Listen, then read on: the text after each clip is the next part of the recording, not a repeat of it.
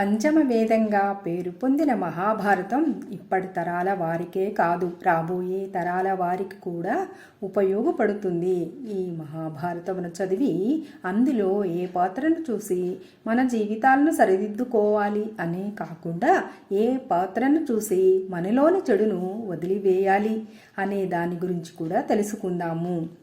భీష్ముడు మాట ఇచ్చినప్పుడు అది మధ్యలో వదిలివేయకుండా జీవితం చివరి వరకు ఏ మాట ఇచ్చాడో దాని మీదనే నిలబడటం. అయితే ఎంతటి జ్ఞానం ఉన్నా ఆలోచించకుండా ప్రతిజ్ఞలు చేసి జీవితాన్ని కోల్పోకూడదు. తొందరపాటు నిర్ణయాల వలన తాము ఇబ్బంది పడటమే కాకుండా ఇతరులను కూడా ఇబ్బందుల్లో ఉంచుతాము. కాబట్టి ఆలోచన చేయకుండా క్షణంలోనే నిర్ణయం తీసుకోకుండా ఆచితూచి అడుగులు వేయటం జీవితానికి చాలా అవసరం. మరీ ముఖ్యంగా వృద్ధులు పెద్దలు అయిన వారు ధర్మం చెప్పకపోతే అలా ధర్మం చెప్పలేని వాళ్ళు వృద్ధులే కారు.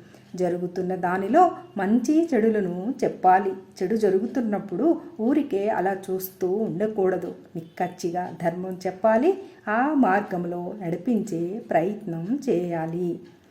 ధృతరాష్ట్రుడు తన సంతానం పట్ల అతి ప్రేమ ఉండకూడదు. అప్పుడు వాళ్ళు చేసే తప్పులు కూడా ఒప్పులుగానే కనపడతాయి. అతి గారాభం వలన వారు ఏది అడిగినా మంచి చెడులు చెప్పకుండా అన్నింటికీ అంగీకరిస్తారు. అందుకే ధృతరాష్ట్రుడికి శరీర వైకల్యంతో పాటు మానసిక వైకల్యం కూడా ఉన్నది. కాబట్టే వంశమే నాశనం అయిపోయింది. ధృతరాష్ట్రుడు గాంధారీలను చూసి పిల్లలను ఇలా పెంచవద్దు అనే నిర్ణయం తీసుకుంటాము. పాండురాజు కామవాంఛే అతని ప్రాణాన్ని తీస్తుంది అని తెలిసి కూడా నిగ్రహ శక్తి లేకపోవడం వలన ప్రాణాలు వదులుకొని పాండవులు తండ్రి లేని పిల్లలు అయ్యారు. శకుని చేసే ప్రతి పనిలో ఆలోచనలో మోసం ఉంటే అప్పటికి అది ఒప్పు అయినా ఆ తరువాత పరాజయం తప్పదు. మోసంతో గెలవాలి అని అనుకోవటం కుక్కతోక పట్టుకొని గోదావరిని ఈదినట్లే ఉంటుంది. శ్రీకృష్ణుడు ఏ పని చేసినా అది అన్ని విధాలా నీతిగా ధర్మబద్ధంగా ఉంటే ఆ భగవంతుడే మనకు తోడుగా ఉంటాడు. మన జీవితాలకి రథసారథిగా ఉంటాడు.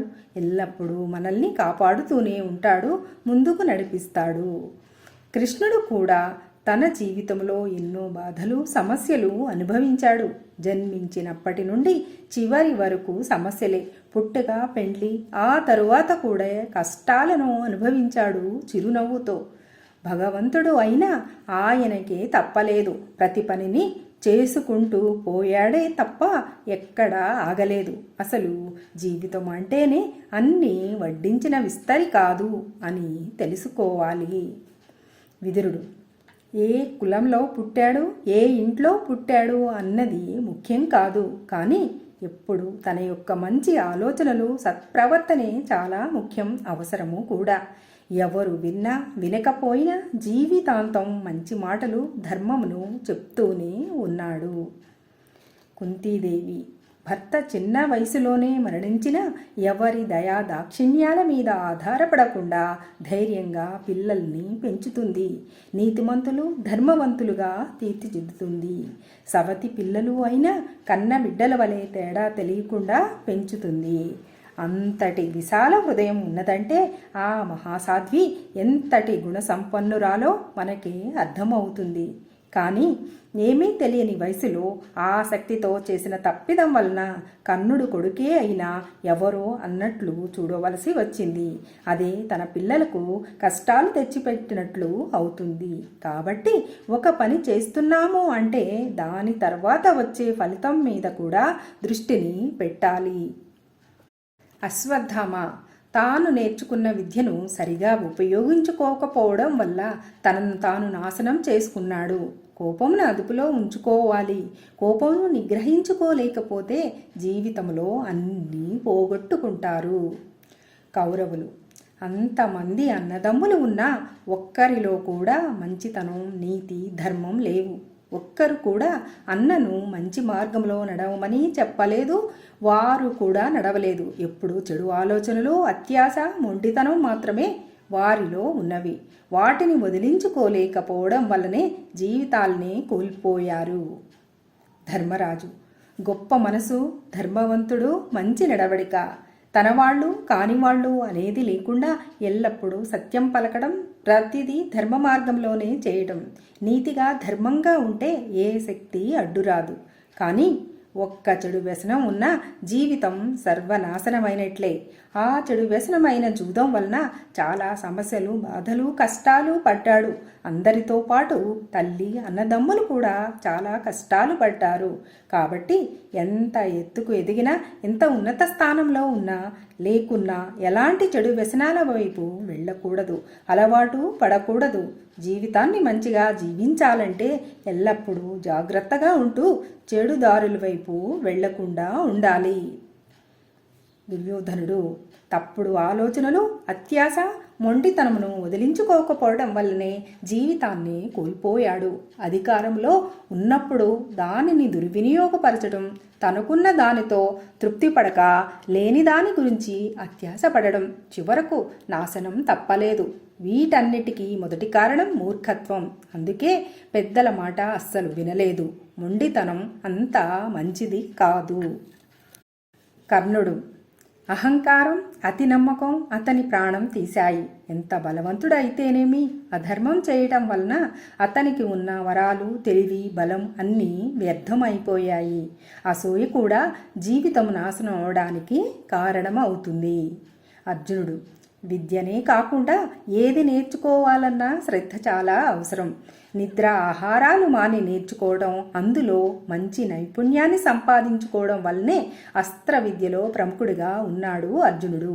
పరిస్థితులు అనుకూలంగా లేకపోయినా, ఎన్నో కష్టాలు ఉన్నా మనం అనుకున్నది సాధించాలంటే అవేమీ అడ్డురావమని అర్జునుడిని చూస్తేనే అర్థమవుతుంది. జ్ఞానం సంపాదించాలంటే ఓర్పు, కృషి, పట్టుదల ఉంటే ప్రతి మనిషి తన జీవితంలో గెలుస్తాడు. ఇక శ్రీకృష్ణుడి మీద అపారమైన భక్తి, ప్రేమ ఉంటాయి. ఆయన మీద ఉన్న గౌరవం వలన కృష్ణుడు ఏది చెప్పినా విన్నాడు, పాటించాడు.